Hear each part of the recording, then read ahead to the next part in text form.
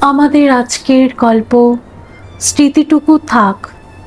কলমে সুপ্রিয় ভট্টাচার্য।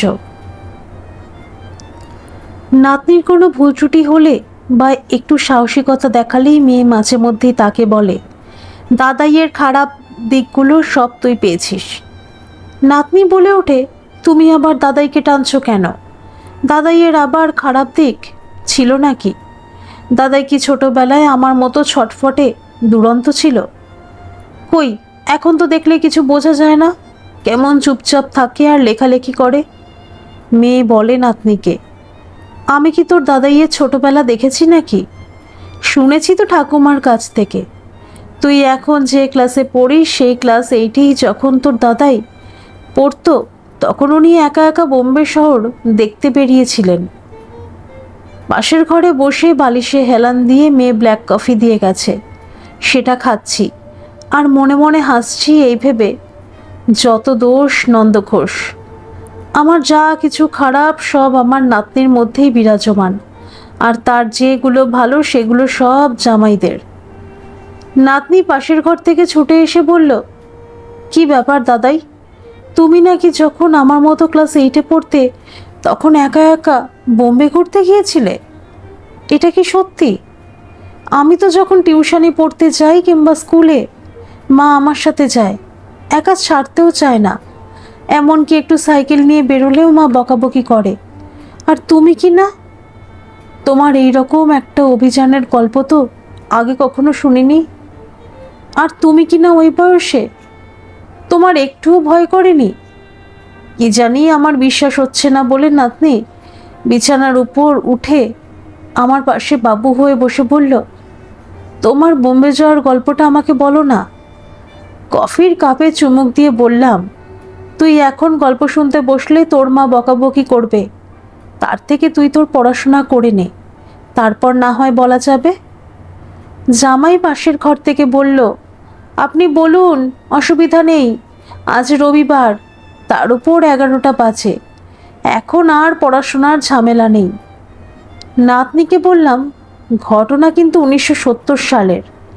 তখনকার মানুষজনের চিন্তা ভাবনা মানসিকতা এখনকার মতো ছিল না বলেই কাপের কফিটা শেষ করে বিছানার পাশে নাতনির পড়ার টেবিলের উপর সেটা রেখে বলতে লাগলাম, তারিখটা ঠিক মনে নেই, তবে হাওড়া স্টেশনের 11 নম্বর প্ল্যাটফর্মের সামনে সকাল 10টার থেকে বসেছিলাম।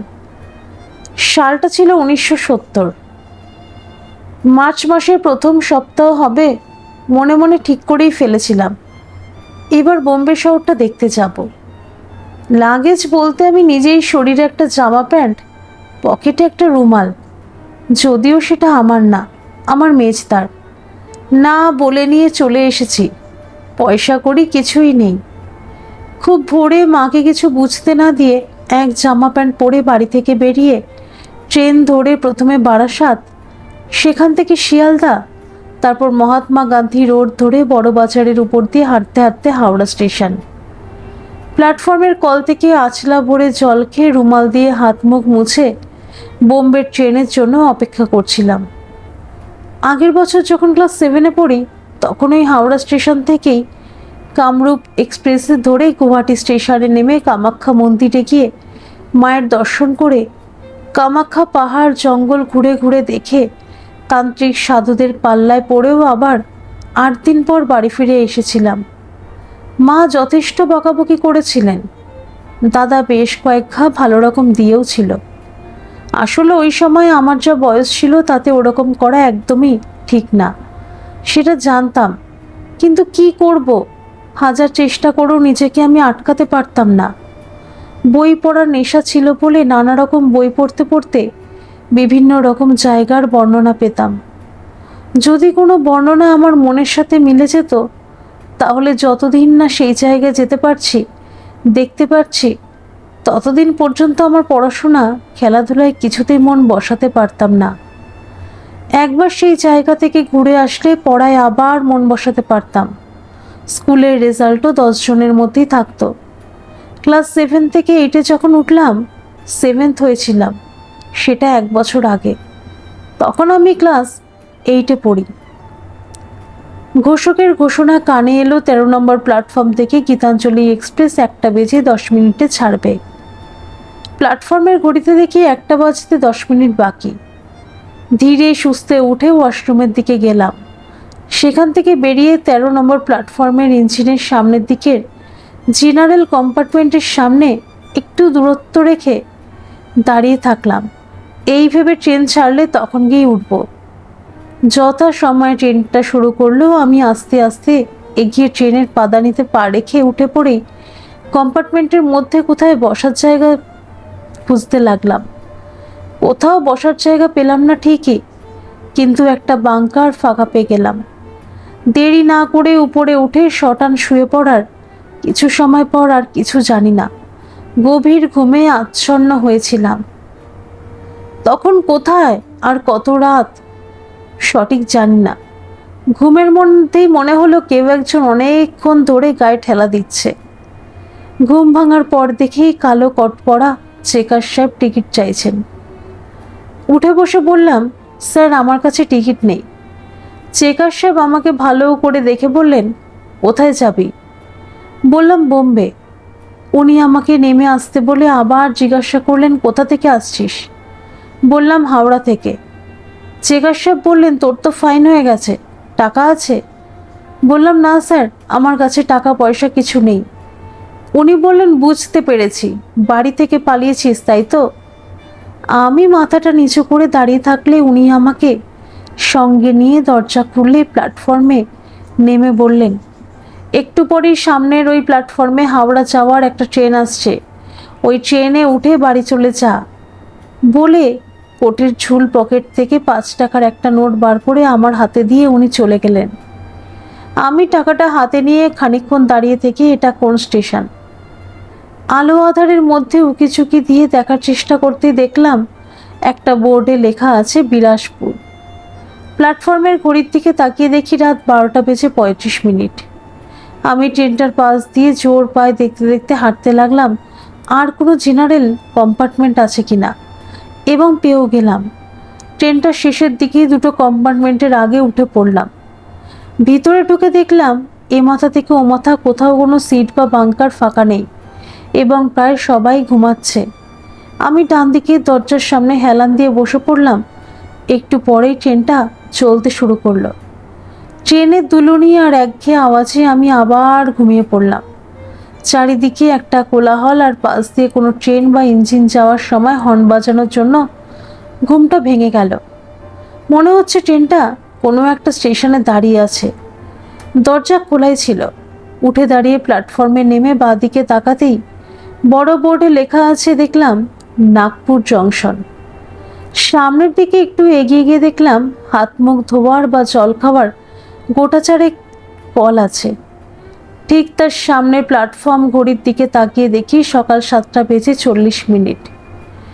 আমি একটা কলে ভালো করে চোখে মুখে ঘাড়ে মাথায় জল দিয়ে মুখ কুলকুচি করে আঙুল দিয়ে দাঁত মেজে এক পেট জল খেয়ে খুঁজতে লাগলাম কিছু খাবার পাওয়া যায় কিনা। একজনকে দেখতে পেলাম পাউরুটি আর কলা বিক্রি করছে।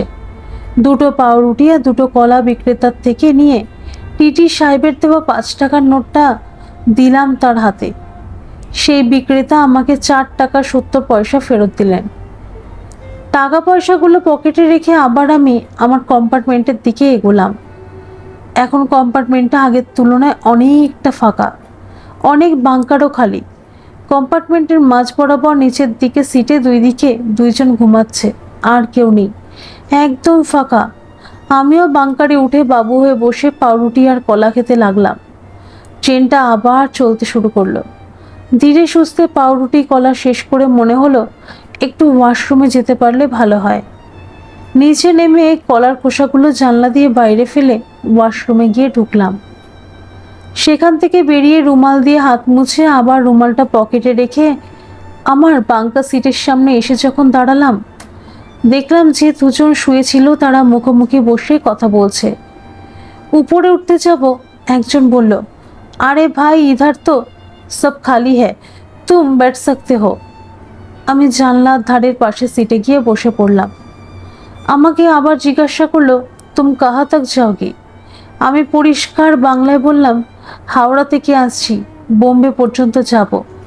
ওরা প্রায় দুজন একসঙ্গে বলে উঠল, আরে ভাই তুমি বাঙালি, আমরাও বাঙালি। নাসিক পর্যন্ত আমরা দুজন যাব, ওখানেই থাকি, কাজ করি। আমরা দুজন বন্ধু। ভালো হলে তোমার সঙ্গে দুটো কথা বলা যাবে। তা তোমার সঙ্গে কে কে আছেন? বললাম, আমি একাই। আসলে বোম্বে শহরটা সম্বন্ধে অনেক কিছু পড়েছি, ছবি দেখেছি, শুনেছি ক্যাপিটাল সিটি, তাই নিজের চোখে একটু দেখব বলে বেরিয়ে পড়েছি। আমার পাশে জানলার ধারে যে ছেলেটি বসেছিল সে তাড়াতাড়ি সামনের সিটে তার বন্ধুর পাশে বসে এমনভাবে আমার মুখের দিকে তাকিয়ে থাকলো যেন মনে হলো চিড়িয়াখানায় কোনো অদ্ভুত জন্তু দেখছে। একটু ধাতস্থ হয়ে সংশয় ভরা দৃষ্টিতে আমার দিকে তাকিয়ে অন্যজন বলল, তোমার বয়স কত? না মানে কিসে পড়ো?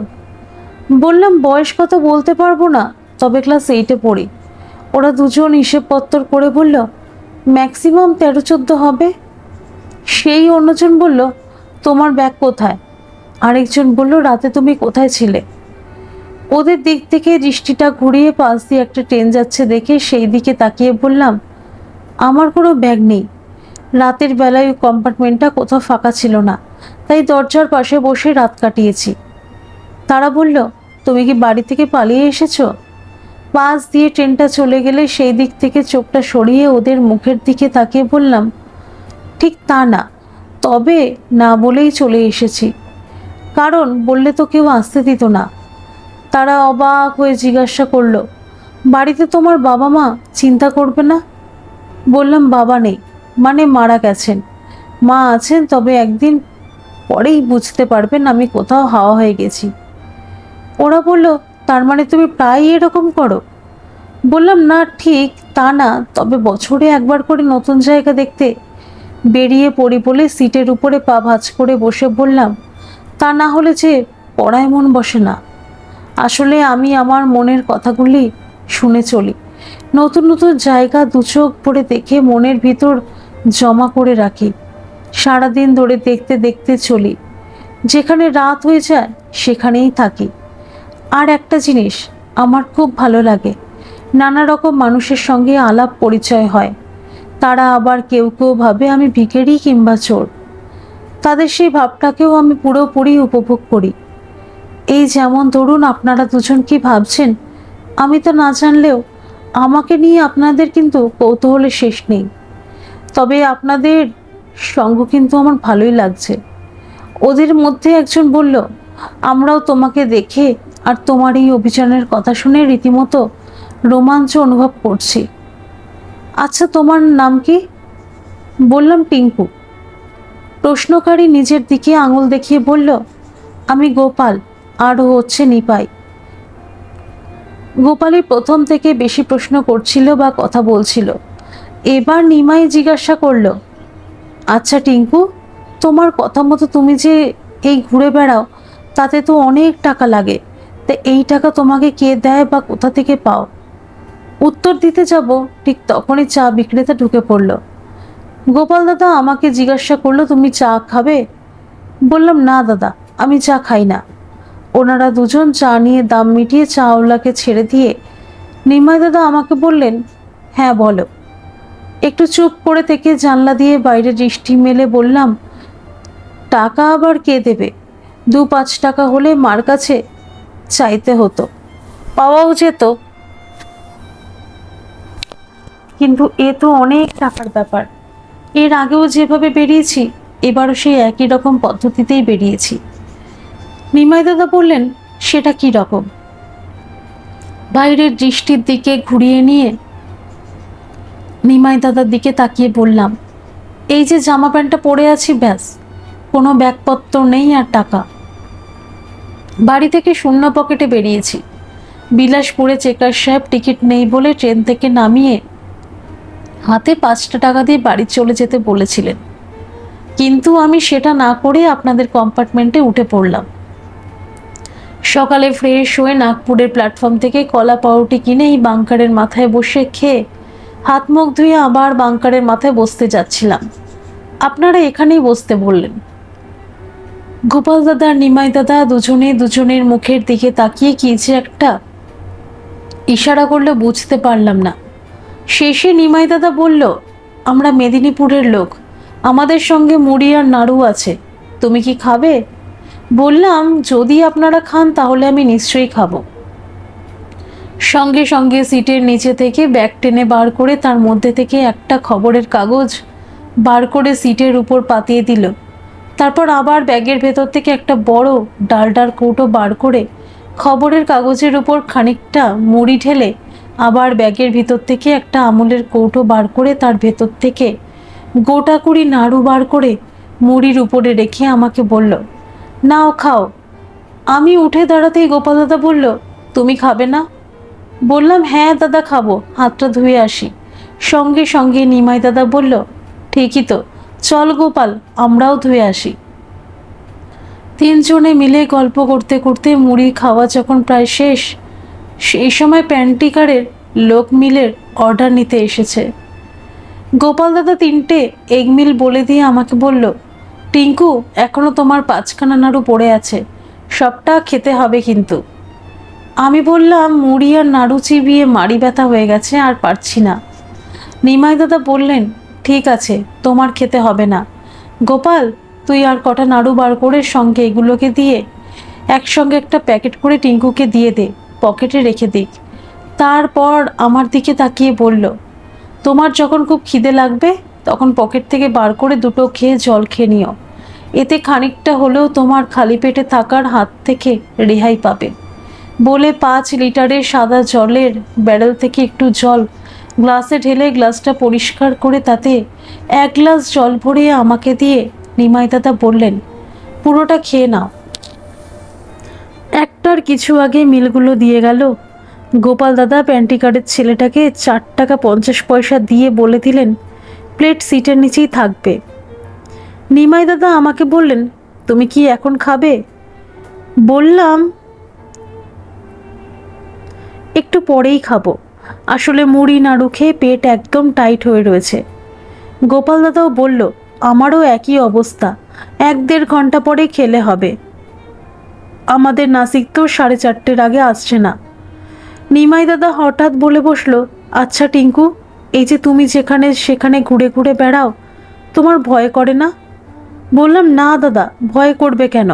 প্রথমত আমার কাছ থেকে নেওয়ার মতো কিছুই থাকে না, দ্বিতীয়ত বেশিরভাগ ক্ষেত্রেই কোনো না কোনো মন্দিরে রাত কাটাই, আর তৃতীয়ত মন্দিরে প্রসাদটা পাওয়া যায় আর ওয়াশরুমের কাজটাও হয়ে যায়। নাতনি তো হাঁ করে শুনছে। আস্তে আস্তে জামাই ও মেয়ে দুজনেই দেখি এসে বসেছে। গোপাল দাদা বলল, এসব কি তুমি আগে থাকতে ভেবে ঠিক করে রাখো? বললাম, না দাদা, আমার আসল উদ্দেশ্যই হচ্ছে ঘোরা, এবার যেখানে যেমন সেখানে তেমন। তাছাড়া পয়সা থাকলে প্ল্যান থাকে, আর পয়সা না থাকলে কোনো প্ল্যান কাজ করে না, তখন উপস্থিত বুদ্ধি আর পরিস্থিতির সঙ্গেই চলতে হয়, এটা আমি খুব উপলব্ধি করতে পারি। নিমাই দাদা হাসতে হাসতে বলল, তাহলে আমাদের সঙ্গেই তো যেতে পারো, নাসিক কিন্তু খুবই সুন্দর শহর, অনেক কিছু দেখার আছে, বেশ কিছু ঐতিহাসিক এবং পৌরাণিক জায়গাও আছে, তুমি থাকলে আমাদেরও ঘোরা হবে বলে আমার দিকে হাসি হাসি মুখে তাকিয়ে রইল। খারাপ লাগলেও বললাম, না দাদা, আপনারা রাগ করবেন না, আসলে আমার মন যে ছবি এঁকে রেখেছে তার বাইরে আমি যেতে পারবো না, তার থেকে আপনাদের ঠিকানা লিখে দিন, যদি আমার ঘোরা ঠিকঠাক হয়ে যায় তখন হয়তো আপনাদের সঙ্গে দেখা করে আসতে পারবো। গোপাল দাদা বলল, আমি জানতাম তুমি আমাদের সাথে যাবে না, ঠিক আছে চলো এবার খেয়ে নেওয়া যাক। খাওয়া শেষ করে প্লেটটা সিটের নিচে রেখে হাত মুখ ধুয়ে ওয়াশরুম থেকে ঘুরে এসে দেখি আমি যে জায়গায় প্লেটটা রেখে খেয়েছিলাম নিমাই দাদা সেই জায়গায় জল আর কাগজ দিয়ে পরিষ্কার করছে। আমি তাড়াতাড়ি সেটা আটকানোর চেষ্টা করে বললাম, দাদা আপনি এটা কি করছেন? আমি করছি, কাগজটা আমাকে দিন। উনি বললেন, আরে আমাদের খাওয়ার জায়গাটা পরিষ্কার করার সময় চোখে পড়লো তুমি যেখানে বসে খেয়েছিলে সেই জায়গার পাশে একটু ডিমের ঝোল পড়ে আছে, তাই সেটা মুছে দিলাম, এবার তুমি বসো, আমরা হাতটা ধুয়ে আসি। আমি প্যাসেজের ধারে সিটের ওপর বাবু হয়ে বসলাম। নিমাই দাদারা হাত মুখ ধুয়ে এসে আমাকে দেখে বলল, কি হলো টিঙ্কু, তুমি জানলার ধার ছেড়ে এখানে বসলে? বললাম, আমি তো অনেকক্ষণ ওখানে বসেছিলাম, এবার গোপাল দাদা বসুক। গোপাল দাদা জানলার ধারে সামনে সিটের উপর পা তুলে বসলো, কিন্তু নিমাই দাদা জানলার ধারে না বসে আমার সামনে বসে বললেন, তোমাকে অনেকক্ষণ ধরে একটা কথা বলবো বলবো ভাবছি। বললাম, হ্যাঁ বলুন। নিমাই দাদা গোপাল দাদার দিকে একবার তাকিয়ে আমার দিকে ফিরে বলল, আমাদের বাড়িতে খুব অশান্তি। তোমার থেকে বয়সে একটু বড়, 9-এ পড়ে। আমার এক ছোট ভাই আছে, সেটা ভীষণ বান্দর, কোনো কথা শোনে না। এবছর আবার ক্লাসে ফেলও করেছে। ও যে ছেলেগুলোর সাথে মিশে তারাও খানিকটা ওর মতোই, তবে ওরা কেউ ফেল করেনি। হরদম বিড়ি সিগারেট খায়, আড্ডা দেয় আর সিনেমা দেখে বেড়ায়, একদম পড়াশোনা করতে চায় না। বাবা মা এই নিয়ে ভীষণ দুশ্চিন্তায় আছেন। আমি অনেক বুঝিয়ে সুঝিয়ে নাসিকে আনতে চেয়েছিলাম, কিন্তু ও আসতে চাইনি। কি করি বলো তো? খানিকক্ষণ চিন্তা করে বললাম, দেখুন, মারধর করে বা অতিমাত্রায় শাসন করে কাউকে লেখাপড়া শেখানো যায় না, তাতে বরং হিতে বিপরীত হতে পারে। তার থেকে ওর সাথে কথা বলুন, ও কি চায় সেটা জানার চেষ্টা করুন। যদি পড়াশোনা করতে না চায় তাহলে কোনো ট্রেনিংয়ের মধ্যে ঢুকিয়ে দিন, তাতে ওর লাভ হবে। মোট কথা, ওর ওই সঙ্গটাকে ভেঙে দিন। তবে অবশ্যই ওর মনের কথা জানার চেষ্টা করুন, ও কি চায়, কেন এরকম করছে বা পড়াশোনা করতে চাইছে না কেন। তাতে মনে হয় কাজ হবে। গার্জেনরা অনেক সময় রাগের মাথায় অনেক কিছু বলে ফেলেন বা মারধরও করেন, কিন্তু মনে রাখা দরকার বয়সের এই সময়টা কিন্তু ছেলে মেয়েদের ক্ষেত্রে খুবই বিপজ্জনক। নিমাই দাদা হাঁ করে আমার মুখের দিকে তাকিয়েছিল। আমার কথা বলা শেষ হতেই বলল, তোমার বয়স আর চিন্তাভাবনা ম্যাচিং করে না। এক কথায় অসাধারণ। তোমার কথায় লজিক আছে, অ্যাপ্লাই করা যেতে পারে। তবে প্রশ্ন একটা থেকেই যায়, তুমি এই যে বাড়িতে কাউকে না বলে পড়াশোনার ক্ষতি করে অজানার উদ্দেশ্যে বেরিয়েছ, এটাকে তুমি কিভাবে ব্যাখ্যা করবে? তুমি বাড়ি ফিরে যাওয়ার পর তোমার বাড়ির লোকেরা কি তোমাকে কিছু বলবে না? বললাম, অবশ্যই মার দাদা বকাচকা করবেন, মারবেনও। তাই বলে সেই ভয়েতে বসে থাকলে আমার তো আর মনের ডাক শোনা হবে না। আমি প্রকৃতি আর মানুষের তৈরি সৌন্দর্যকে দেখতে আর জানতে পেরিয়েছি। এটা হয়তো অন্যের কাছে খারাপ বা ঠিক নাও হতে পারে, কিন্তু আমার সমস্যা হলো, আমাকে পড়ায় মন বসাতে হলে, ভালো রেজাল্ট করতে হলে পিছুটান বা না দেখা জায়গার স্বপ্নের ঘুরে বারবার সেই চিন্তা করে সময় নষ্ট করতে চাই না। তাই মন যা চায় তাই করি। ভিতরকার আঁকা ছবি স্বচক্ষে সামনাসামনি দেখতে বেরিয়ে পড়ি। নিমাই দাদা বলল, কিন্তু এটা তো তোমার বাড়ির লোকেরা বুঝতে পারবে না। তাছাড়া সব কিছুর তো একটা বয়স আছে।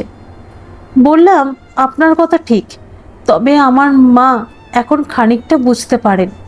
তাছাড়া বছরের বাকি সময় তো পড়াশোনা করেই কাটাই, সেটা পরীক্ষার রেজাল্টই প্রমাণ করে। আর এটা তো শুরু করেছি গেল বছর থেকে। আপনি হয়তো আরও বললেন, কোনো জায়গা পালিয়ে যাচ্ছে না বা পাল্টে যাচ্ছে না, বা বয়স আর সময়ের জন্য অপেক্ষাও করা উচিত।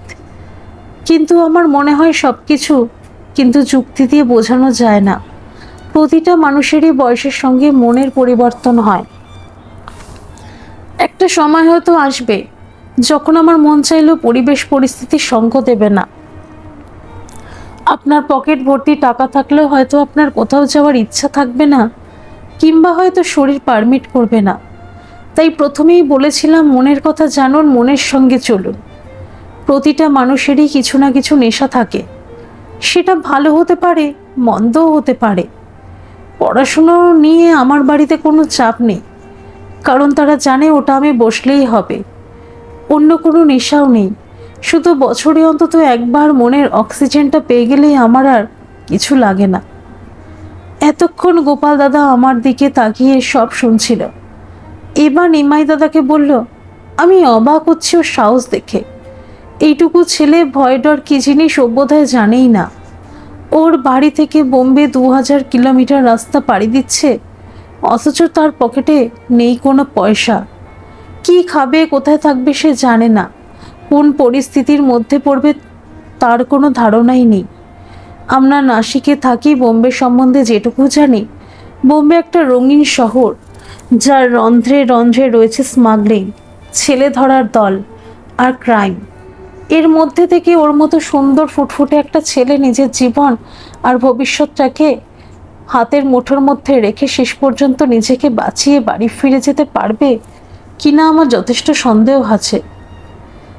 এটা অসম্ভব ব্যাপার, আমি ভাবতেই পারছি না কত বড় মনের জোর, সাহস আর কনফিডেন্স থাকলে এই বয়সে এইভাবে অজানাকে জানার উদ্দেশ্যে এত রাস্তা পাড়ি দিতে পারে।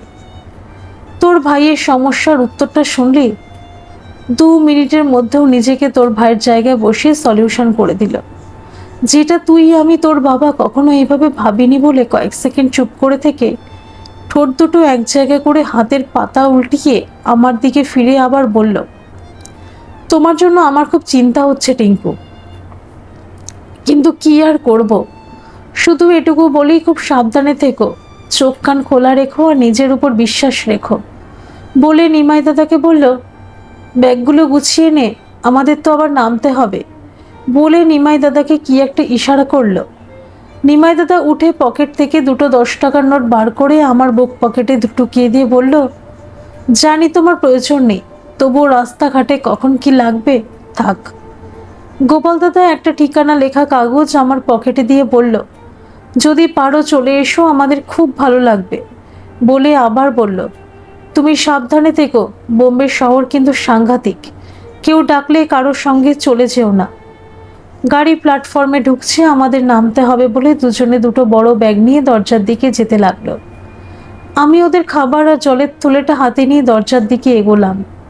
ট্রেনটা থামলে ব্যাগগুলো নিয়ে নাসিকের প্ল্যাটফর্মে নামতেই একজন কুলি এসে জিজ্ঞাসা করলো, ব্যাগ নেবে কি না? নিমাই দাদা বলল, না, আমরাই নিয়ে যাব। কুলি চলে গেল। গোপাল দাদা এক পা এগিয়ে এসে আমার কাঁধের উপর হাত রেখে বলল, টিঙ্কু, তোমার মধ্যে যে কি জাদু আছে জানি না, সকালে তোমার সঙ্গে আলাপ, বিকেলে ছেড়ে যেতে ইচ্ছেই করছে না।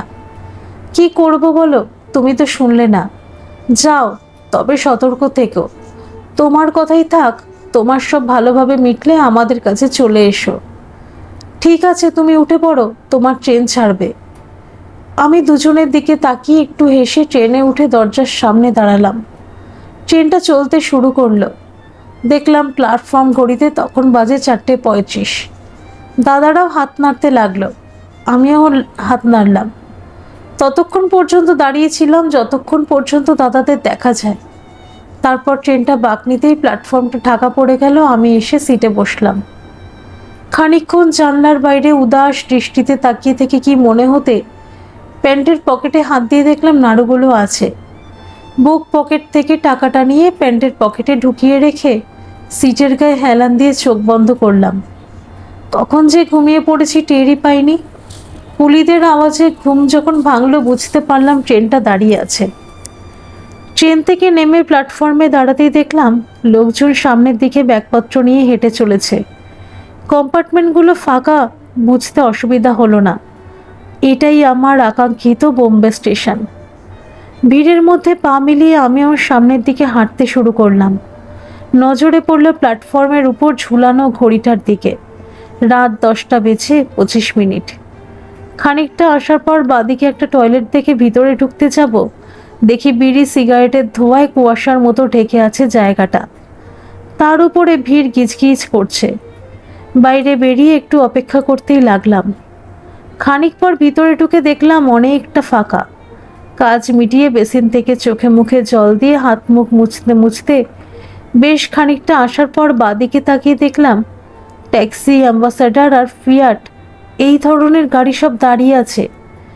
আমি সেদিকে ঢুকে সামনের দিকে তাকাতেই মানুষের ভিড় জটলা এবং রাস্তা দেখতে পেলাম। ভিড়ের মধ্যে দিয়ে হাঁটতে হাঁটতে একসময় বোম্বের রাস্তার উপরে এসে দাঁড়ালাম। রাস্তায় এসে বুঝতে পারলাম আমি একেবারে স্টেশনের বাঁদিকের শেষের দিকে বেরিয়েছি। রাস্তায় খুব ভিড়, এই রাত্রিতেও প্রচুর মানুষ চলাফেরা করছে। কোন দিকে যাব বুঝতেও পারছিলাম না। শেষে স্টেশনের মেন গেটের দিকে হাঁটতে লাগলাম। একটু এগোতেই দেখলাম একজন বয়স্ক ভদ্রলোক হাতে একটা ব্যাগ নিয়ে সামনের প্রায় 21 ফুট চওড়া রাস্তাটা ক্রস করে এদিকে আসছেন। আমার সামনে আসতেই জিজ্ঞাসা করলাম, স্যার, ইহা মন্দির কিদার হোগা? উনি আমাকে আপাতমস্তক দেখে যেদিক থেকে এসেছেন সেদিকে ফিরে হাত দেখিয়ে বললেন, वो जो कैपिटल बिल्डिंग है उसी का सामने से जो रास्ता सीधा जा रहा है वही रास्ता थोड़ा जाके मंदिर होकर चला गया বলে উনি আবার ঘুরে স্টেশন বিল্ডিংয়ের মধ্যে ঢুকে গেলেন। আমি নিয়ন আলোয় ঝলঝল করা ক্যাপিটাল বিল্ডিংয়ের দিকে তাকিয়ে দেখলাম এটা একটা সিনেমা হল। এখানে পূরব আর পশ্চিম সিনেমাটা চলছে। দেরি না করে ধীরে সুস্থে রাস্তা ক্রস করে ক্যাপিটাল বিল্ডিংয়ের সামনে এসে দাঁড়ালাম। আমার ঠিক সামনে বোম্বে স্টেশনটার একদম মাথায় নিয়ন আলোতে লেখা ভিটি, ভিক্টোরিয়া টার্মিনাস। আমি আমার বাদিক বরাবর রাস্তা ধরে ফুটপাতের উপর দিয়ে হাঁটা শুরু করলাম। কত সময় হেঁটেছি জানি না, তবে পা দুটো টনটন করছিল। তবু না দাঁড়িয়ে আরও খানিকটা চলার পর একটা মন্দির দেখতে পেয়ে ভিতরে ঢুকে একটা বাঁধানো গাছের গোড়ায় বসে পড়লাম। মন্দিরের চারিদিকে টিউবলাইট জ্বালায় পরিষ্কার দেখা যাচ্ছে বেশ খানিকটা জায়গা নিয়ে মন্দিরটা। আমি যেখানটায় বসে আছি ঠিক তার উল্টো দিকের একটা চাতালে মনে হলো একজন বয়স্ক মানুষ শুয়ে আছেন। যে দিকটা দিয়ে ঢুকলাম সেই বাঁ দিক বরাবর একটা সাইড দেখে মনে হচ্ছে দুটো তিনটে ওয়াশরুম আছে। উঠে সেদিকে গিয়ে দেখলাম অনুমান সঠিক। দুটো ছোট বাথরুম, তার মধ্যে ট্যাপ কল, একটা বালতি আর মগ রাখা আছে। তার পাশেই গায়ে লাগানো দুটো লেট্রিন। মগে জল নিয়ে পা ধুয়ে চোখে মুখে ঘাড়ে জল দিয়ে শুয়ে থাকা মানুষটাকে একবার ভালো করে দেখে আবার বাঁধানো গাছের গোড়ায় এসে বসলাম। পকেট থেকে নাড়ুর প্যাকেটটা বার করে দুটো নাড়ু খেয়ে প্যাকেটটা আবার পকেটে রেখে এদিক সেদিক তাকিয়ে খুঁজতে লাগলাম খাবার জল কোথায় পাওয়া যায়, এবং পেয়েও গেলাম। যেখানটায় বসে আছি ঠিক তার পিছন দিকের রাস্তায় ধারের পাঁচিলের গায়ে একটা বেসিন সমেত কল লাগানো আছে। তার উপরে লেখাও আছে ড্রিঙ্কিং ওয়াটার। সেখানে গিয়ে জল খেয়ে আবার গাছের গোড়ায় কিছু সময় বসে থাকার পর চোখ দুটো আস্তে আস্তে বুঝে আসতে লাগলো। মন্দিরটার চারিদিকে তাকিয়ে দেখতে লাগলাম কোথায় শোয়া যায়। সেরকম কোনো জায়গা দেখতে না পেয়ে শেষে ফ্লোরে মন্দিরের দিকে মাথা দিয়ে সোজা হয়ে শুয়ে তারা ভরা আকাশের দিকে তাকিয়ে গোপাল দাদার নিমাই দাদার বলা কথাগুলো ভাবতে ভাবতে চোখের পাতা দুটো ভার হয়ে আসতে লাগলো। আমি ঘুমিয়ে পড়লাম। স্বপ্ন দেখছিলাম মা আমাকে সারা বাড়ি পুকুর ধার বাগান খুঁজে বেড়াচ্ছে আর বলছে কোথায় যে গেল ছেলেটা। ঘুমের মধ্যে অস্পষ্ট শুনতে পাচ্ছি কেউ যেন ডাকছে, আরে বেটা উঠে যাও, ওঠ। চোখ মেলে তাকাতেই খোলা আকাশের নিচে শুয়ে আছি দেখে বুঝতে পারলাম কোথায় আছি। সেই বয়স্ক ভদ্রলোক যিনি রাতে ওপাশের চাতালে শুয়েছিলেন তিনিই ডাকছেন। টিউবলাইটের আলোর মধ্যে চারিদিকে তাকিয়ে দেখলাম ভোরের আলো তখনও ঠিক মতো ফোটেনি। কিছু বুঝতে না পেরে তাড়াহুড়ো করে উঠে মন্দিরের দিকে ফিরে নমস্কার করে বয়স্ক লোকটাকে বললাম, যা রাহা হু স্যার, বলে পিছন ফিরতে যাব। বয়স্ক লোকটি একটু হেসে বললেন, अरे नहीं बेटा, तुम्हें भगाने के लिए नहीं जगाया, मंदिर साफ करना होगा इसीलिए जगाया। तुम हमारे साथ दोगी? बोलम क्यों नहीं, जरूर। आप बोलिए मुझे क्या करना होगा? उन्हीं वॉशरूमेर दिखे हाथ देखिए बोलें, वह जो बाल्टी रखा है उसमें पानी भर के ले आओ। मंदिर का जितना फ्लोर एरिया है उसे धोना होगा, दोनों मिलके धोंगे। ठीक है सर, বলে জামা গেঞ্জিটা খুলে গাছের ডালে রেখে প্যান্টটা পুরো গুটিয়ে দুটো ওয়াশরুমের বালতি এক জায়গা করে একটায় জল ভরে আর একটায় ভরতে দিয়ে মন্দিরের উপরের চাতাল থেকে জল ঢালা শুরু করে পুরো মন্দির এবং তার চত্বরটা ধোয়া শুরু করলাম। আর উনি মন্দিরের উপরের চাতাল এবং সিঁড়ি মুছতে লাগলেন। আমার জল ঢালা এবং ওনার মোছা হয়ে গেলে আমাকে বললেন, বেটা তুম তো ভিগ গায়ে, যাকে নাহালো। গাছের ডাল থেকে গেঞ্জিটা আর চাতালে রাখা খালি বালতি দুটো নিয়ে একটা বালতি অন্য ওয়াশরুমে রেখে আর একটা পাশের ওয়াশরুমের মধ্যে নিয়ে ঢুকে পড়লাম। ভালো করে হাত মুখ ধুয়ে স্নান করে গেঞ্জিটাকেও ধুয়ে নিংড়িয়ে মাথা গা হাত পা মুছে আবার গেঞ্জিটাকে ধুয়ে নিংড়িয়ে প্যান্টটা পরে বাইরে বেরিয়ে এসে দেখি কয়েকজন মহিলা হাতে শাক নিয়ে মন্দিরের দিকে মুখ করে দাঁড়িয়ে আছেন। গাছের ডাল থেকে জামাটা নিয়ে গায়ে চাপিয়ে গেঞ্জিটা ওখানেই মেলে দেওয়ার কিছুক্ষণ পর মন্দিরটা একজন পুরোহিত মশাই খুলে দিলেন। দেখলাম মোটামুটি বড় সাইজের কোনো দেবীর মূর্তি, খানিকটা আমাদের দুর্গা মায়ের মতো। পুরোহিত মশাই ঘণ্টা বাজাতেই মহিলার শাকবাজি উলুধ্বনি দিতে লাগলেন। বেশ কিছু সময় পরে পুরোহিত মশাইয়ের ঘণ্টা বাজানো বন্ধ হলে মহিলারা দেবী মাকে প্রণাম করে চলে যাওয়ার জন্য পিছন ফিরে আমাকে দেখে একজন মহিলা একটু অবাক হয়ে জিজ্ঞাসা করলেন, বেটা তুম কौन हो? আমার পিছনে দাঁড়িয়ে থাকা সেই বয়স্ক ভদ্রলোক উত্তর দিলেন, কাল রাত में कहाँ से आकर इधर ही सोया था। सुबह उठकर मंदिर को पानी से धोकर खुद नहा के इधर खड़ा है। সেই ভদ্র মহিলা এগিয়ে এসে আমার মাথার উপর হাত রেখে বললেন, বেটা তুম কাহা সে আয়ে হো? বললাম, কলকাতা সে। ভদ্রমহিলা মাথা থেকে হাতটা সরিয়ে আশেপাশে দাঁড়িয়ে থাকা মহিলাদের দিকে তাকিয়ে এসে বললেন, কালি কলকাতা ওয়ালি কি সে সেট সে আয়া বলে আবার আমার দিকে ফিরে বললেন, তুমনে রুটি চাউল কুছ খায়া? কিছু না বলে গাড়ু নিচু করে দাঁড়িয়ে থাকলাম। ভদ্রমহিলা বললেন, মোহনজি। আমার ঠিক পিছনে দাঁড়িয়ে থাকা সেই বয়স্ক ভদ্রলোক সামনে এগিয়ে এসে বললেন, হ্যাঁ মাজি বলিয়ে। ভদ্রমহিলা চলে যেতে যেতে বললেন, আপ থোড়ি দের বাদ মন্দির কে রসোই ঘর মে আইয়ে। মোহনজি বললেন, জি মাজি। ভদ্রমহিলা মন্দির থেকে বেরিয়ে ফুটপাত ঘেঁষা রাস্তা দিয়ে মন্দিরের পেছন দিকে চলে গেলেন। মোহনজি এক পা এগিয়ে এসে আমার পিঠে হাত দিতেই আমি ঘাড় ঘুরিয়ে ওনাকে জিজ্ঞাসা করলাম, ইয়ে কনসা দেবিকা মন্দির? মোহনজি হাত জোর করে মূর্তির দিকে তাকিয়ে বললেন, বেটা ইয়ে কামনা দেবিকা মন্দির বলে উঠনে উনি বললেন, আও ইস পিপল কো নিচে ব্যাঠো। দেখলাম একটা মাঝারি সাইজের অশ্বত্থ গাছ, যার গোড়াটা অনেকটা ফাঁকা রেখে বড় করে বাঁধানো। তার উপরে আমাকে বসিয়ে নিজের পাশে বসে বললেন, তুম ইতনা ছোটি উমর মে ইতনা দূর কিউ আয়ে হো? পড় লিখতা নেহি? ওনাকে সবিস্তারে আমার ইচ্ছের কথাটা বললাম। मैं शहर को देखने और घूमने आया हूँ। उन्हीं हंसते हंसते उठे दाঁড়িয়ে বললেন, तुम तो बड़े बदमाश हो। ठीक है तुम बैठो, माझी बुलाया था, सुन को आ रहा हूँ। মোহনজি চলে গেলেন। আমি উঠে মন্দিরের ভিতরটা দেখতে লাগলাম। পুরোহিত মশাই পুজোর গোছগাছ করছেন, সহযোগিতা একজন ভদ্রমহিলা। অনেকটা জায়গা নিয়ে মন্দিরের ভিতরের ঘরটা। পিছনে একটা দরজাও আছে, আর দরজার পিছনে একটা ঘর। সম্ভবত পুরোহিত মশাইয়ের থাকার ঘর সেটা। মন্দিরের উপর থেকে নেমিয়ে এগিয়ে গেলাম ডান দিকে একটা দূরে পাঁচিলের দিকে, যারা ওপারে ফুটপাত। ফুটপাতের পর চওড়া রাস্তা, সেই রাস্তা দিয়ে সারাদিন রাত গাড়ি চলাচল করে। আমার পিছন দিকটা ক্যাপিটাল রোডের দিক থেকে এসে সামনের সোজা রাস্তাটা এখনো জানি না কোন দিকে গেছে। সেই রাস্তাটার দিকে এক দৃষ্টে তাকিয়েছিলাম। বেটা থোড়া প্রসাদ খালো বলতে বলতে মোহনজি সামনে এসে দাঁড়ালেন। হাতে একটা মাঝারি টাইপের কাঁসার থালা, তার উপরে খবরের কাগজ দিয়ে ঢাকা। উনি বললেন, ইধার আগে ব্যাঠো। আমি সোজা গিয়ে কল থেকে হাত ধুয়ে এসে গাছতলায় বসে ওনার হাত থেকে থালাটা নিয়ে কাগজটা সরিয়ে দেখলাম সাদা ভাত, রাজমা ডাল আর একটু পায়েস আছে। মাকে প্রণাম করে প্রসাদ খেতে লাগলাম। খুবই সুস্বাদু প্রসাদ। তৃপ্তির সহকারে খেয়ে মোহনজির দিকে ফিরে একটু হেসে ওয়াশরুমের দিকে চললাম। ওয়াশরুমের সামনে রাখা ডাস্টবিনে কাগজটাকে ফেলে ভিতরে ঢুকে থালা এবং হাত মুখ ভালো করে ধুয়ে বাইরে বেরিয়ে কয়েক পা এগোতেই মোহনজি আমার হাত থেকে থালাটা নিয়ে পিঠে হাত বুলিয়ে দিয়ে বললেন, তুম ব্যাঠো, मैं अभी आया। আবার অশ্বত্থ গাছতলায় গিয়ে বসলাম।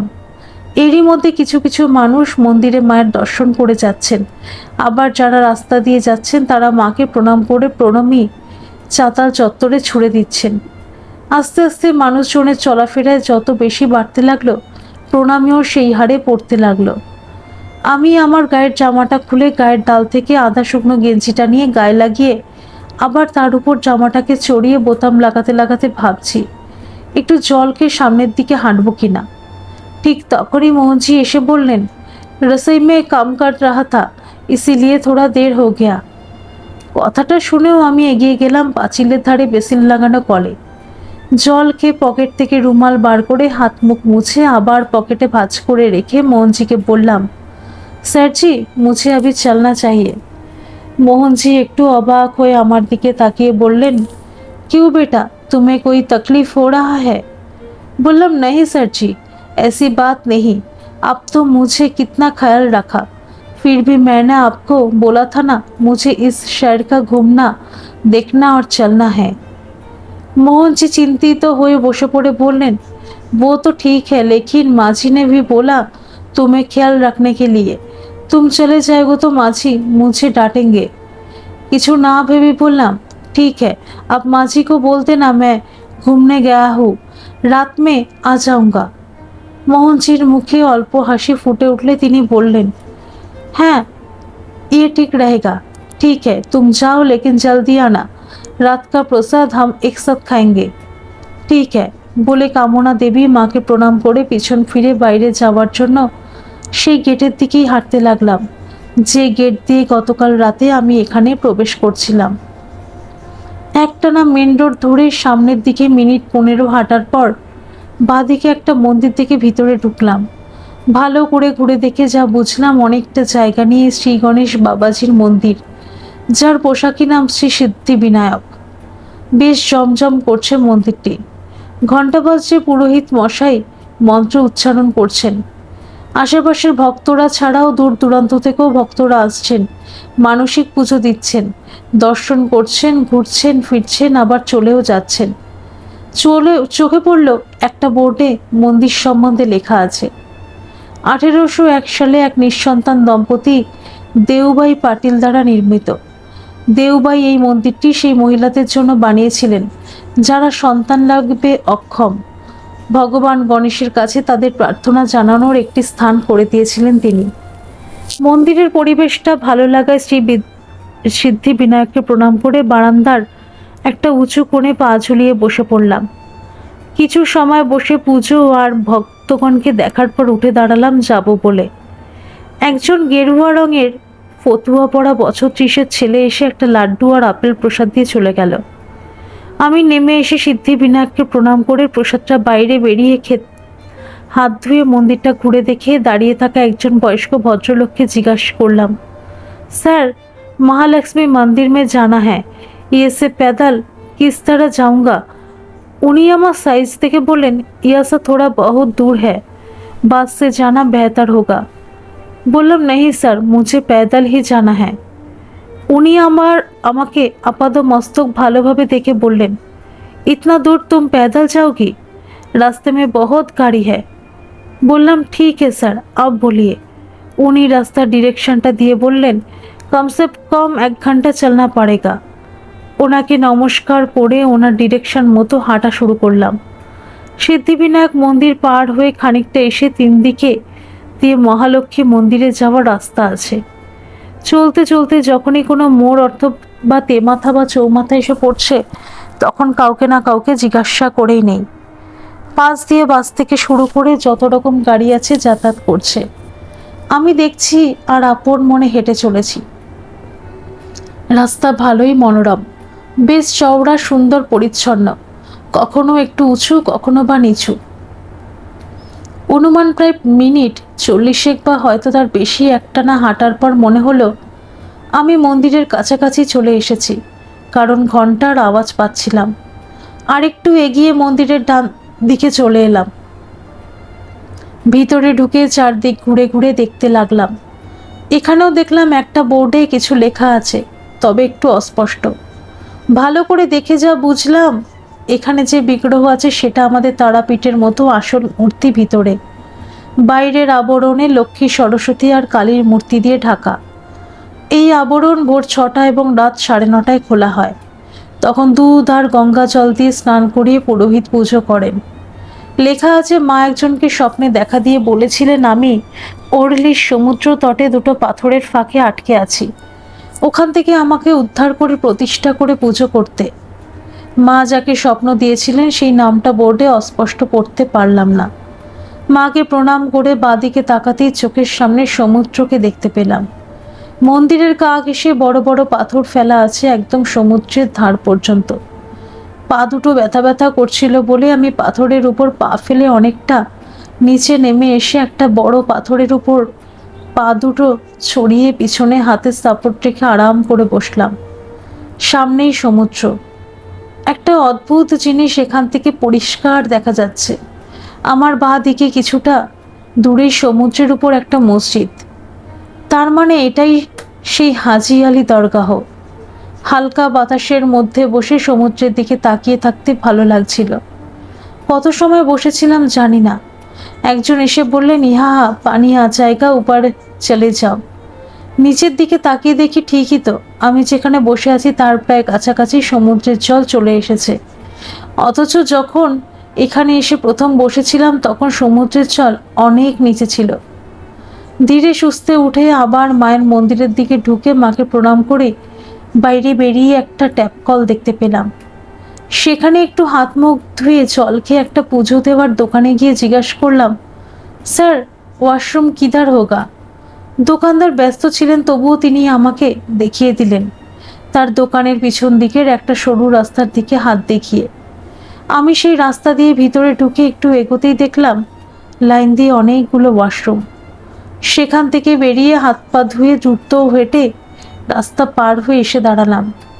এদিক সেদিক তাকিয়ে জিজ্ঞাসা করার লোক খুঁজে পাচ্ছিলাম না। শেষে একজনকে চোখে পড়ল, যে ঠেলা গাড়িতে ফল বিক্রি করছেন। সেই ফল বিক্রেতা লোকটার কাছে এসে জিজ্ঞাসা করলাম, স্যার হাজি আলী कैसे जाएंगे?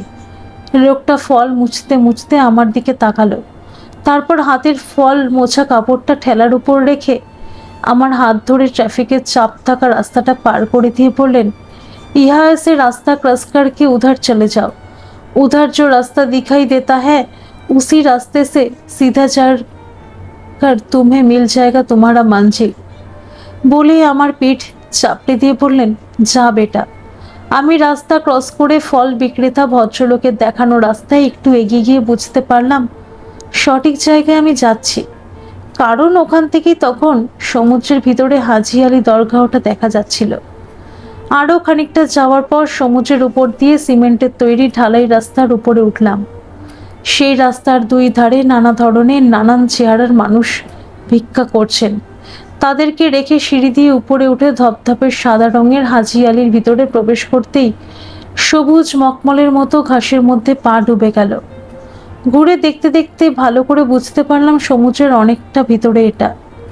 এক জায়গায় একটা ফলকে লেখা আছে 1431 সালে হাজি আলী শাহের এই দরগাহটা তৈরি হয়েছিল। এখান থেকে ডান দিকে মহালক্ষ্মী মন্দিরটাও পরিষ্কার দেখা যাচ্ছে। ভিতরে ঢুকবার আগে একজন বললেন, মাথার উপরে রুমাল দিতে। রুমাল মাথায় দিয়ে একেবারে দরগাহের ভিতরে ঢুকে ভিতরের কারুকার্য আর রং বেরঙের কাছের কাজ দেখে অবাক না হয়ে পারলাম না। তখন ভিড়টা একটু কম থাকায় একটা কোণে দাঁড়িয়ে দেখতে লাগলাম। সমাধির উপর লাল বুটিক সহ সবুজ চাদর দিয়ে ঢাকা। দরগার ভিতরে ঢুকলেই প্রত্যেকেই মাথায় রুমাল বা কাপড় দিয়ে ঢাকতে হয়, এটাই নিয়ম। এখানে কেউ সমাধির উপর নতুন চাদর চড়াচ্ছেন, কেউ বা শুধু গোলাপ ফুল রেখে একটু দূরে বসে মুখের সামনে হাত দুটো উঁচু করে বসে মোনাজাত করছেন।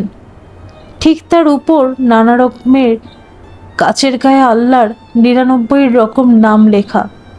জোরালো সব লাইট তার উপর পড়াতে কেমন যেন জায়গাটা কালারফুল, চকমকে মায়াবী মনে হচ্ছিল।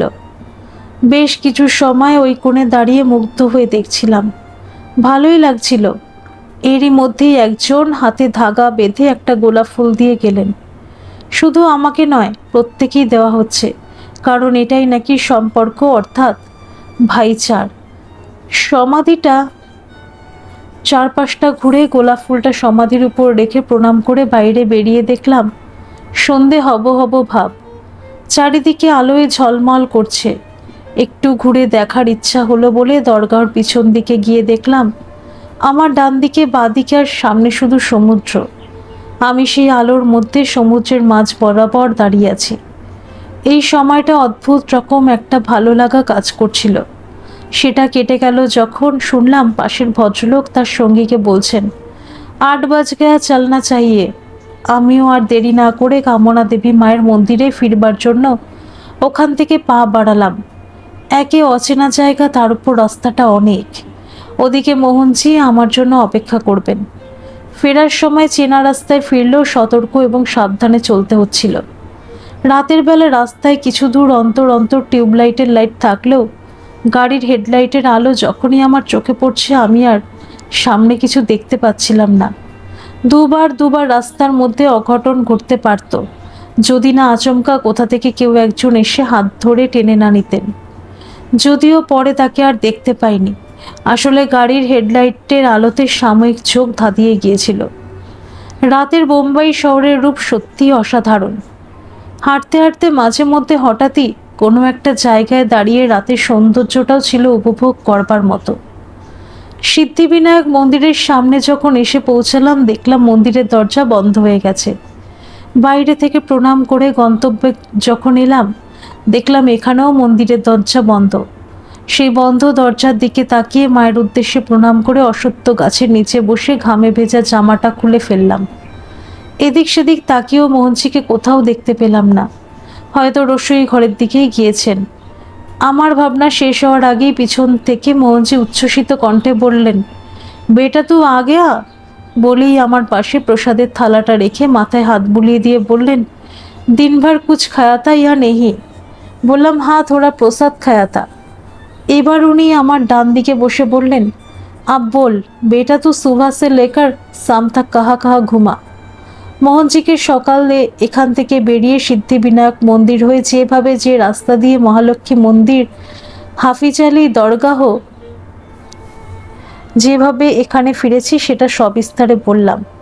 মোহনজি অবাক হয়ে আমার সামনে উঠে দাঁড়িয়ে বললেন, बेटा तो पैदल जाके ठीक नहीं किया, वो रास्ता ठीक नहीं है। मुंबई में सबसे ज़्यादा एक्सीडेंट उसी रास्ता में होती है। पैदल चलना रात में तो कभी नहीं। शायद माँ ने तुझे बचाया। बोले मंदिरेर माয়ের দিকে ফিরে প্রণাম করে আবার আমার দিকে ফিরে বললেন, इधर रसोई में माँ जी भी चिंता कर रही है, तू बैठ, माँ जी को ये खबर देकर मैं अभी आया। মোহনজি রসোই ঘরের দিকে চলে গেলেন। আমি উঠে ঘামে ভেজা ফুল প্যান্ট আর গেঞ্জিটা খুলে নাড়ুর প্যাকেটটা টাকা পয়সাগুলো প্যান্টের পকেট থেকে বার করে বসার জায়গায় পাশে রেখে খালি গায়ে শার্ট প্যান্টটা পরে অবস্থায় আবার বসে পড়লাম। ঘামে ভিজে সমস্ত শরীরটা একেবারে চ্যাটচ্যাট করছে। মোহনজি এলে আমি একটু স্নান করেই নেব। মন্দিরের দিকে মুখ করে চোখ বন্ধ করে চুপ করে কিছুক্ষণ বসে থাকার পর খুব দ্রুত গাড়ি চলার ক্ষীণ আওয়াজ ছাড়া রাতের নিস্তব্ধতার মধ্যে একটা গানের আওয়াজ কোথা থেকে ভেসে আসতে লাগলো। দুনিয়া ওয়ালো সে দূর চলনে ওয়ালো সে দূর আজা আজা চলে, কাহি দূর কাহি দূর কাহি। লা বেটা প্রসাদ খালে। বলে আর একটা প্রসাদের থালা উনি আমার পাশে রাখা থালাটার পাশে রাখলেন, উপরে কাগজ দিয়ে ঢাকা। মোহনজির কথায় গানটা হারিয়ে গেল। আমি উঠে একবার নিচের দিকে তাকিয়ে মোহনজিকে বললাম, नहाना और ये कपड़ा धोना पड़ेगा। बोले पैंट জামার গেঞ্জিটা দেখালাম। मोहनजी बोलें, ठीक है, तुम नहा धोकर आओ, उसके बाद प्रसाद खाएंगे। স্নান করে এসে জামা প্যান্ট আর গেঞ্জিটা গাছের ডালে মেলে দিয়ে বসে পড়লাম। প্রায় সঙ্গে সঙ্গেই মোহনজি প্রসাদের থালাটা হাতে ধরিয়ে দিলেন। আমি থালাটা ধরে মায়ের মন্দিরের দিকে ফিরে মায়ের উদ্দেশ্যে প্রণাম করে থালার উপর থেকে কাগজটা সরিয়ে বুঝতে পারলাম পরিমাণটা একটু বেশি। মোহনজিকে বললাম, इतना प्रसाद हम खा नहीं सकेंगे, आप थोड़ा लीजिए। मोहनजी बोलें, अरे नहीं बेटा, माजी ने दिया है, खा लो। মনে মনে ভাবলাম খিদেটা একটু বেশিই পেয়েছে, প্রসাদ ফেলতে নেই, চাপ হলেও আস্তে আস্তে খেয়ে নিই। প্রসাদের থালাটাকে বসার জায়গায় রেখে সামনের দিকে একটু সরিয়ে আমি পিছনে সরে বসে খাওয়া শুরু করলাম। আজকের প্রসাদ ভাত, পনিরের তরকারি, একটু পায়েস। খেলাম খুব তৃপ্তি সহকারে ঠিকই, তবে খাওয়াটা বেশি হয়ে গেছে। এখন পেটের যা অবস্থা তাতে জল খাওয়া যাবে না। মোহনজির আগেই খাওয়া হয়ে গেছিল। উনি উঠে থালা এবং হাত মুখ ধুয়ে এসে বসে আমার থালার জন্য অপেক্ষা করতে লাগলেন। আমি ধীরে সুস্থে আমার খাওয়া শেষ করে কাগজ আর থালাটা নিয়ে উঠে পড়লাম। কাগজটা ডাস্টবিনে ফেলে হাত মুখ ধুয়ে থালাটা পরিষ্কার করে তাতে একটু জল নিয়ে যে জায়গাটায় মোহনজি আর আমি বসে খেলাম সেই জায়গাটায় ওই থালার জল দিয়ে হাত ডলে পরিষ্কার করে মোহনজির থালার উপরে আমার থালাটাকে রেখে দিলাম। মোহনজি বসে বসে সব দেখছিলেন আর মুখ টিপে হাসছিলেন। শেষে উঠে এসে আমার পিঠ চাপড়ে দিয়ে থালা দুটোকে নিয়ে রসোই ঘরের দিকে চলে গেলেন। আমি মন্দিরের এ মাথা ও মাথা হাঁটতে লাগলাম। কিছুক্ষণ পর মোহনজি একটা মাঝারি সাইজের স্টিলের গ্লাস নিয়ে ফিরে এসে আমার হাতে দিয়ে বললেন, माजी ने तुम्हें दिया पानी पीने के लिए, আমি গ্লাসটাকে যেখানটায় আমার টাকা পয়সাগুলো রাখা আছে তার উপরে উল্টে করে রেখে মোহনজির দিকে ফিরে দেখলাম গতকাল যে চাতালের উপর উনি শুয়েছিলেন সেটার উপর বসে আমার দিকে তাকিয়ে আছেন।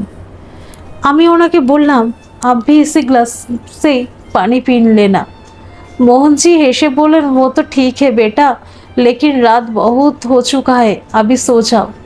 আর কথা না বাড়িয়ে পিছন দিকে ঘুরে গ্লাসটা নিয়ে ভালো করে ধুয়ে অল্প জল খেয়ে গ্লাসটাকে যথাস্থানে রেখে গতকাল যে চাতালটায় শুয়েছিলাম সেখানে গিয়ে বসতেই মোহনজি টানটান হয়ে শুয়ে পড়লেন। আমি কিছু সময় চুপ করে বসে রাস্তার দিকে তাকিয়ে গাড়ি চলা দেখতে দেখতে ভাবতে লাগলাম, দুবার যে লোকটি আমাকে গাড়ি চাপা পড়ার হাত থেকে বাঁচালেন তাকে আর দেখতে পেলাম না কেন? চুপ করে বসে থাকতে থাকতে ঘুম পেতে লাগলো। আর বসে থাকতে না পেরে সোজা হয়ে শুয়ে অশ্বত্থ গাছের ফাঁক দিয়ে আকাশের দিকে তাকিয়ে তারা দেখতে দেখতে মায়ের মুখটা চোখের সামনে যেন দেখতে পাচ্ছিলাম।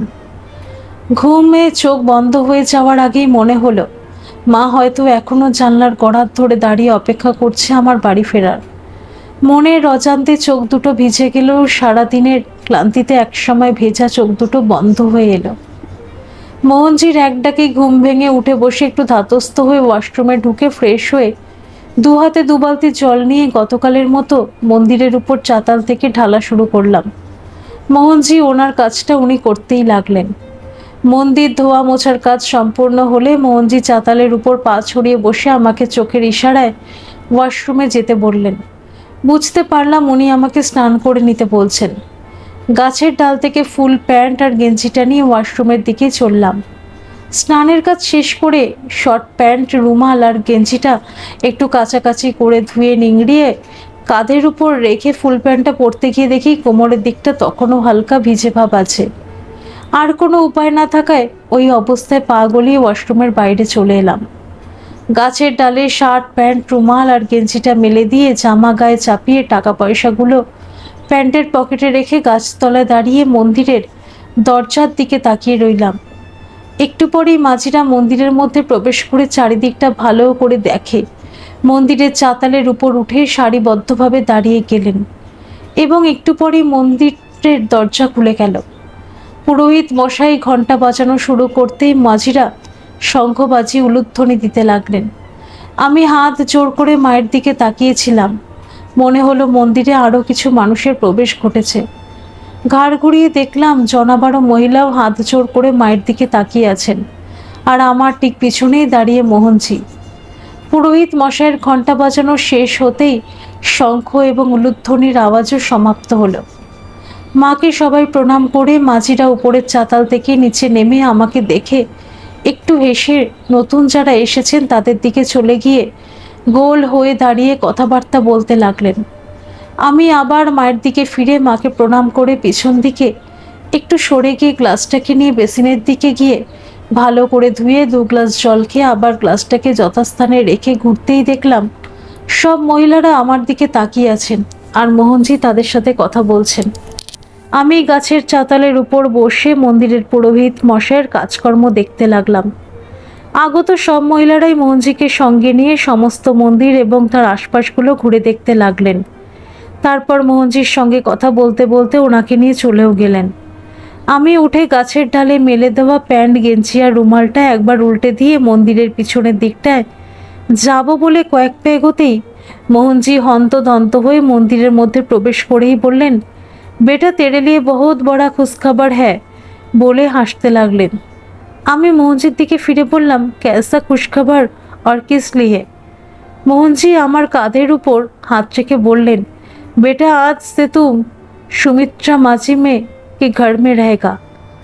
একটু অবাক হয়ে বললাম, क्यों, मैं तो यहाँ ठीक हूँ, मुझे तो कोई तकलीफ नहीं। मोहनजी बोले, नहीं बेटा, ऐसी बात नहीं, असल से सुमित्रा माझी का कोई संतान नहीं है। अगर तू उधर रहेगे तो माझी बहुत खुश होंगे, तुम्हें अपना बेटा बना के रखेंगे। माझी बहुत अच्छा है, ये जमीन, ये मंदिर सब कुछ उन लोगों ने बना के ट्रस्टी बोर्ड के हाथ में दिया है और ट्रस्टी बोर्ड का सदस्य ने सुमित्रा माझी को चेयरमैन बना के रखा। जिस तरह उनको दिल बहुत बड़ा है उसी तरह वो खुद बहुत अच्छा भी है। इसीलिए सब लोग उन्हें बहुत मानते हैं, इज्जत भी करते हैं। उन्होंने बोला अगर तुम चाहो तो तुमसे साथ लेकर सारे मुंबई शहर उसके आसपास जितने देखने की चीज़ है सब अपने गाड़ी में घुमाकर देखा देंगे। আমি মোহনজির দিকে তাকিয়ে একটু হেসে বললাম, ও তো ঠিক হ্যাঁ। তারপর ওনার হাতটা ধরে কয়েক পা পিছিয়ে এসে গাছতলার চাতালে ওনাকে বসিয়ে আমিও বসে ওনার দিকে তাকিয়ে হাতটা ধরে রেখে বললাম, मुझे gateway of India, marine drive और हैंगिंग गार्डन जाना है, इसलिए मुझे कौन सा रास्ता पकड़ना पड़ेगा। মোহনজি খুশি খুশি মুখের চেহারাটা পাল্টে অবাক হয়ে আমার মুখের দিকে খানিকক্ষণ তাকিয়ে থেকে বললেন, बेटा तुझे समझने में थोड़ी गलती कर दी मैंने। बोले আমার হাত থেকে হাতটা ছাড়িয়ে নিয়ে বললেন, पहले दिन ही माझी ने तुझे देखकर बोला था तू थोड़ा अलग किस्म की है, इतना खूबसूरत और मासूम सा चेहरा किसी इर्द गिर्द में नहीं हो सकता, जरूर कोई बड़ा घर का है तू दिल की भी अच्छा और सच्चा है, तुमसे बहुत सारी खूबियाँ है, उनमें से एक तू दिल की सुनती है, इसलिए जो तेरे करीब आएगा वो मुझे भूल नहीं पाएगा, लेकिन तुझे कोई असर नहीं होगा, जैसे हम लोगों का साथ है वो रहे हैं। इस मंदिर के जितने माजी है सभी ने तूने पसंद किया, लेकिन तुझे कोई फर्क नहीं पड़ा। মোহনজি এক টানা কথাগুলো বলে থামলেন। আমি এতক্ষণ ওনার কথাগুলো চুপ করে শোনার পর মনে হলো দু একটা কথা বলার প্রয়োজন। ওনার দিকে না তাকিয়ে মন্দিরের দিকে ফিরে বলতে লাগলাম, सर जी मेरा माँ घर में मेरा इंतज़ार कर रही है। जब छोटा था पिताजी का देहांत हो गया था, तब से मैंने मुझे बड़ा प्यार से संभाला, और मैंने आपको पहले दिन ही बल दिया था मैं घूमने और देखने के लिए घर से निकला हूँ, मुझे और कुछ नहीं चाहिए। सर आप दुखित मत होइए, हो सके तो मुझे माफ़ कर देना, आप बहुत अच्छा है, आपको भूलना मुश्किल होगा। এই পর্যন্ত মোহনজিকে বলে গাছের ডাল থেকে অল্প ভিজে থাকা প্যান্ট গেঞ্জি আর রুমালটা নিয়ে ওয়াশরুমে গেলাম। পরে বাইরে এসে মোহনজিকে কোথাও দেখতে পেলাম না। প্যান্টের পকেট থেকে নাড়ুগুলো বার করে 4টে নাড়ু আর জল খেয়ে বাকি নাড়ুগুলো প্যাকেটে ঢুকিয়ে হাত ধুয়ে মায়ের দিকে ফিরে মাকে প্রণাম করে মনে মনে বললাম, না জেনে বুঝে যদি কোনো ভুল বা অন্যায় করে থাকি তুমি ক্ষমা করে দিও। মন্দির থেকে বাইরে বেরিয়ে আসার আগেও মোহনজিকে আশেপাশে কোথাও দেখতে না পেয়ে মনটা খারাপ হয়ে গেল। আর দেরি না করে ক্যাপিটাল রোড ধরে স্টেশন রাস্তার দিকে হাঁটতে লাগলাম।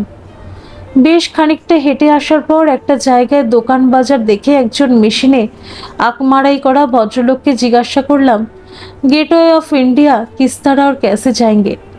ভদ্রলোক আমাকে দেখে আঁকমারাই করা বন্ধ করে ঘাড় ঘুরিয়ে হাত উঁচিয়ে দেখিয়ে দিয়ে বললেন, वेटी स्टेशन से सीधा जाकर मिलेगा। ভদ্রলোকের দিকে একটু হেসে ধন্যবাদ দিয়ে আমি আমার হাঁটার গতি বাড়ালাম। আমি ছাড়াও রাস্তার দুই ধারে ফুটপাত দিয়ে স্কুলের ইউনিফর্ম পরা ছেলেমেয়েরা, অফিস প্যাসেঞ্জার, ঝাঁকা মুটে ব্যবসাদার এবং সাধারণ মানুষজন যাতায়াত করছে। এক কথায় বেশ জমাটি ভিড় প্রায় সারা রাস্তা ধরে। বেশ খানিকক্ষণ ভিড়ের মধ্যে দিয়ে চলার পর খেয়াল করে দেখলাম আমি সেই ক্যাপিটাল সিনেমার সামনে এসে দাঁড়িয়েছি। আমার সামনে ভিটি স্টেশন।